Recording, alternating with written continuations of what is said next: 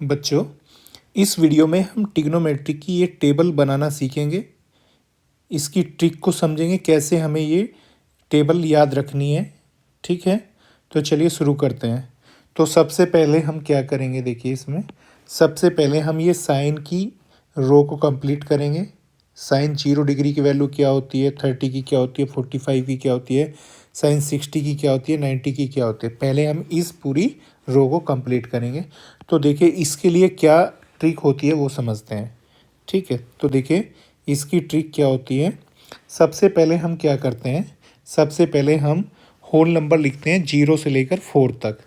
0 से लेकर 4 तक होल नंबर क्या क्या होते हैं, देखिए कौन कौन से होते हैं। 0, ठीक है, 1, 2, 3, 4।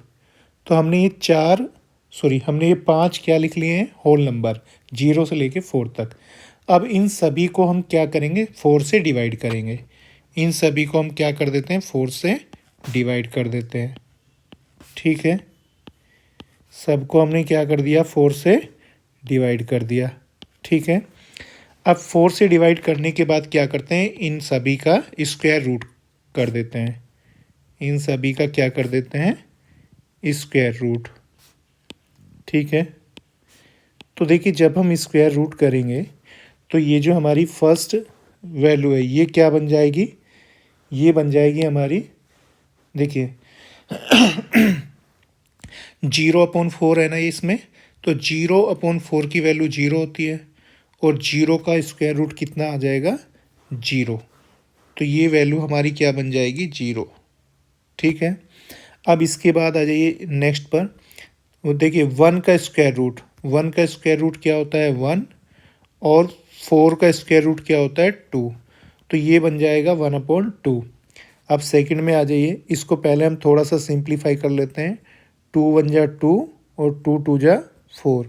तो रूट के अंदर क्या आ जाएगा, ये 1/√2। तो ऊपर जो 1 है, 1 का स्क्वायर रूट तो 1 हो जाएगा। ठीक है, और 2 का स्क्वायर रूट क्या रहेगा, √2। ठीक है, अब इस पे आ जाते हैं। 3 ऊपर क्या है, 3, नीचे क्या है, 4। 3 का स्क्वायर रूट क्या होता है, √3, और 4 का स्क्वायर रूट क्या होता है, 2। देखिए 4/4 को क्या कह सकते हैं हम, 1। 4 1 जा 4। तो रूट के अंदर ये 1 बचेगा केवल, तो 1 का स्क्वायर रूट क्या आ जाएगा, 1। तो ये जो हमारे पास वैल्यू आई हैं, ये सब किसकी वैल्यू आई है, हमें हमें क्या किसकी वैल्यू मिली है, साइन की मिल चुकी हैं। अब हम इन्हें क्या करेंगे, इस टेबल में लिख देते हैं। तो साइन 0 की वैल्यू हमें क्या मिली है, 0। ठीक है, साइन 30 की वैल्यू हमें क्या मिली है, 1/2। साइन 45 की वैल्यू हमें क्या मिली है, 1/√2। ठीक है, साइन 60 की वैल्यू हमें क्या मिली है, √3/2। और साइन 90 की वैल्यू हमें क्या मिली है, 1। ठीक है, बात समझ में आ गई। अब हमें किसकी वैल्यू बनानी है, कोस की। कोस 0, कोस 30, कोस 45, इन सब की वैल्यू हमें लिखनी है। तो इन्हें हम कैसे लिखते हैं, ये जो हमने साइन की वैल्यू लिखी है, इन्हें पीछे से हम एक एक वैल्यू को उठाना शुरू करेंगे। देखिए सबसे पीछे कौन सी वैल्यू है, 1, तो 1 को शुरू में लिखेंगे। उसके बाद क्या है, 1 के बाद √3/2, तो √3/2 को यहाँ पे लिखेंगे। ठीक है, उसके बाद क्या है, देखिए पीछे हटना है। अब जो साइन की ये वैल्यू है, साइन की जो वैल्यू है, इनमें हमें क्या करना है, पीछे हटना है। तो इसके बाद √3/2 के बाद क्या आ जाएगा, √3/2 के बाद 1/√2। ठीक है, और 1/√2 के बाद क्या आ जाएगा, 1/2, और 1/2 के बाद क्या आ जाएगा, ये 0। तो ये हमारी कोस की सारी वैल्यू आ जाएंगी। ठीक है, अब इसके बाद हमें tan की वैल्यू बनानी है। तो tan के लिए हम क्या करते हैं, साइन की वैल्यू को कोस की वैल्यू से डिवाइड करते हैं। ठीक है, देखिए tan की वैल्यू कैसे बनेगी, tan 0 की, तो जो साइन 0 की वैल्यू है, साइन 0 की वैल्यू क्या है, 0, और कोस 0 की वैल्यू क्या है, 1। तो 0 को 1 से डिवाइड करते हैं तो क्या आ जाता है, 0। तो tan 0 की वैल्यू 0 आ जाएगी। ठीक है, इसके बाद tan 30 की वैल्यू क्या होगी, साइन 30 की जो वैल्यू है उसको हम किससे डिवाइड करेंगे, कोस 30 की वैल्यू से। तो जब हम 1/2 को √3/2 से डिवाइड करेंगे तो क्या होगा, देखो दोनों 2 से 2 कैंसिल हो जाएगा दोनों का डिनोमिनेटर, तो क्या आ जाएगा हमारा, ये हमारा 1/√3 आ जाएगा। ठीक है, अब इसके बाद हम क्या करेंगे, tan 45 की वैल्यू, tan 45 की वैल्यू क्या होगी, जो साइन 45 की वैल्यू है इस वैल्यू को हम किससे डिवाइड करेंगे, कोस 45 की वैल्यू से। तो ये तो दोनों सेम है, तो ये तो दोनों एक दूसरे से क्या हो जाएंगी, कट जाएंगी, तो क्या आ जाएगा हमारा 1। इसके बाद देखिए tan 60 की वैल्यू, तो tan 60 के लिए क्या करेंगे, साइन 60 की जो ये वैल्यू है, ये जो साइन 60 की वैल्यू है इसको हम किससे डिवाइड करेंगे, कोस 60 की वैल्यू से डिवाइड करेंगे इससे। तो क्या होगा, देखिए 2 से 2 कैंसिल हो जाएगा, तो क्या आ जाएगा हमारा ये √3/1। √3/1 को हम क्या लिख सकते हैं, √3। ठीक है, अब देखिए यहाँ पर आ जाइए, tan 90 की वैल्यू क्या होगी, tan 90 की वैल्यू होगी साइन 90 की वैल्यू अपॉन कोस 90 की वैल्यू। तो कितनी होगी, 1/0। तो देखिए 1 के नीचे अगर 0 आता है तो वो क्या बन जाता है, इनफाइनाइट। तो ये आ जाएगा इनफाइनाइट। किसी भी नंबर के नीचे अगर क्या आ जाता है डिनोमिनेटर में 0, तो उसकी वैल्यू क्या बन जाती है, इनफाइनाइट। ठीक है, अब क्या करेंगे, कोट की वैल्यू लिखेंगे। तो कोट के लिए हमें क्या करना है, ये जो हमने 10 की वैल्यू लिखी है इन सभी को हम पीछे वाली वैल्यू को आगे ले आएंगे। ठीक है, पीछे से जो वैल्यू है वो आगे लिखेंगे। तो जो सबसे लास्ट में वैल्यू है 10 की क्या है, इनफाइनाइट, वो सबसे शुरू में आ जाएगी। ठीक है, उसके बाद इनफाइनाइट से पहले क्या है, इनफाइनाइट से पहले क्या है, √3, तो यहाँ पे ये √3 आ जाएगा। और √3 से पहले क्या है, 1, तो ये 1 आ जाएगा। और 1 से पहले क्या है, 1/√3, तो यहाँ पर 1/√3 आ जाएगा। ठीक है, और √3 से पहले क्या है, 0, तो यहाँ पर ये 0 आ जाएगी।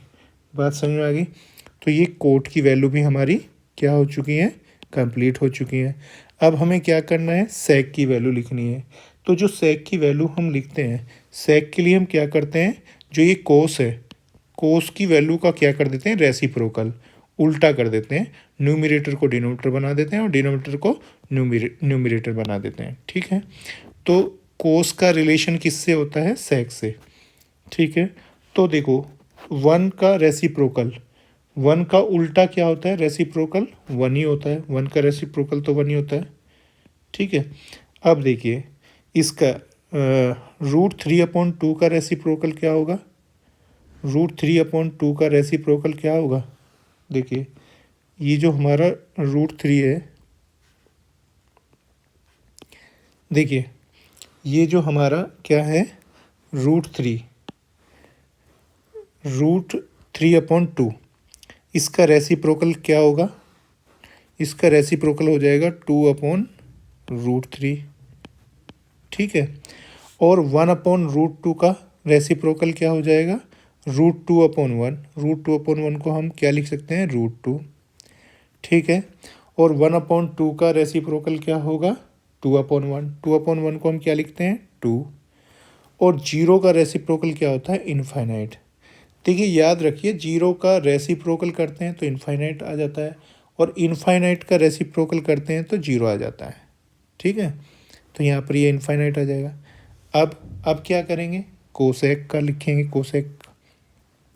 कोसेक में हम क्या करते हैं, जो साइन होता है, साइन की वैल्यूज़ को क्या कर देते हैं, रेसिप्रोकल।